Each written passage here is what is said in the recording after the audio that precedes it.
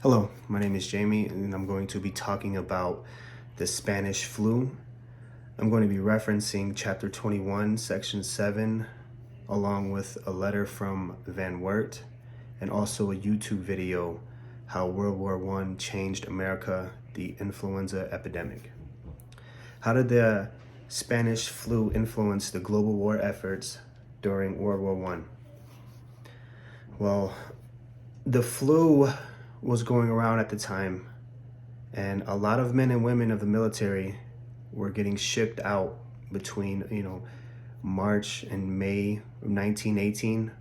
A lot of them were getting sick, and they would get onto the ship headed to Europe, and they didn't know they had the flu. And being in close quarters, in camps, etc., they would just spread it. They would spread the disease, spread the virus. And everyone started contracting the flu, and some people would die before they even made it to Europe, to France.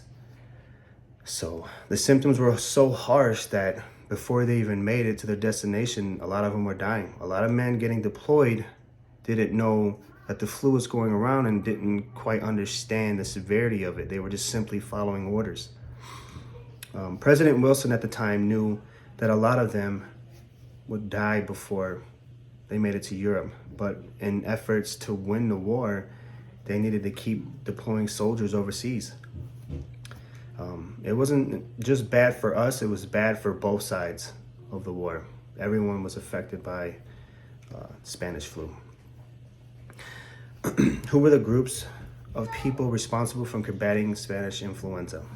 The people who were responsible for combating the flu, obviously the military men and women, the nurses, the personnel, the Red Cross and its volunteers. They helped out tremendously, being shipped everywhere they needed to be to help combat the flu, take care of patients, and play their part.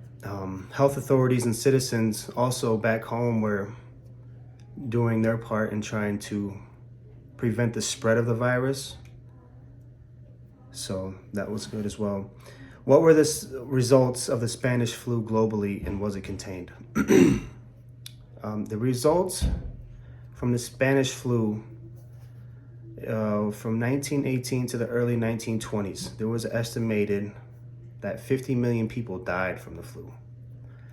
The Army stated that 227,000 soldiers were hospitalized from wounds that they have received in battle, and almost 500,000 in the hospital were suffering from the Spanish flu. You think about it, more people were getting sick and dying than were getting hurt from the war.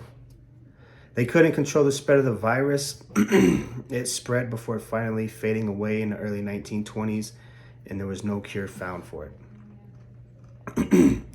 After reading the letter from Van Wert, a lot stuck out to me. What stuck out to me from the letter was about 90 people were dying each day from the flu. A lot of volunteers helped nurse the soldiers sick with the Spanish flu. The orderlies were carrying out dead soldiers on stretchers at the rate of 2 every 3 hours. A lot of men and women volunteered for the Red Cross repeatedly, even when it came time for them to move. The flu going around so badly, that everything started to close, including schools, theaters, businesses.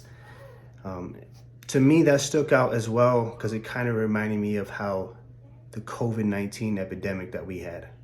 Everything closing down, small businesses closing down, people struggling.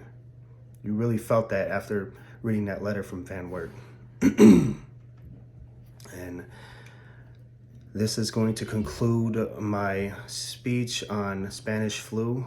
Again, my references are from chapter 21, section 7, the letter from Van Wert, and the YouTube video, How World War I Changed America, the Influenza Epidemic. Thank you.